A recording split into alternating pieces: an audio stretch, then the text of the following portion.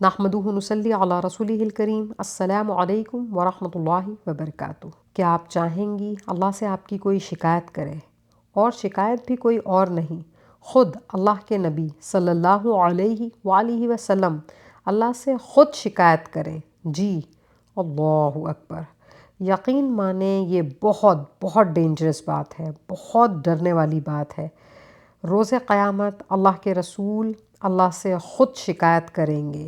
وقال الرسول یا ربی ان قوم اتخذوا ھذا القرآن مہجورا۔ اللہ کے رسول صلی اللہ علیہ وآلہ وسلم فرمائیں گے، اے میرے رب، یقیناً میری امت نے قرآن کو چھوڑ دیا تھا۔ اللہ اکبر!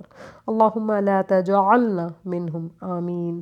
قرآن کو چھوڑنے کا مطلب کیا ہے؟ سمجھ میں آئی یہ بات؟ اس کا مطلب ہے قرآن گھروں میں ضرور ہے، پر دلوں میں نہیں ہے، زندگی میں نہیں ہے، عمل میں نہیں ہے۔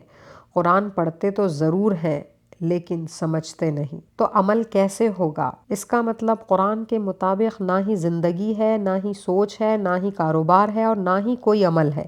قرآن کو تو اس امت نے ایسا سمجھ لیا ہے کہ اسے نہیں پڑھیں گے تو چلے گا، نہیں کھولیں گے تو چلے گا، اس پر عمل نہیں کریں گے تو چل جائے گا۔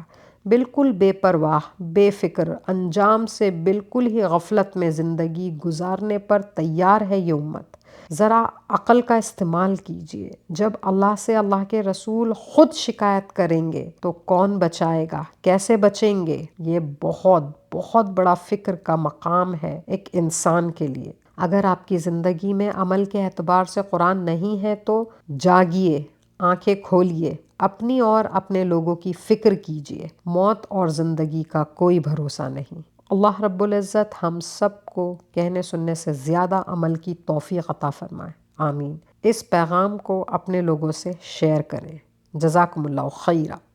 وآخر دعوانا ان الحمد للہ رب العالمین۔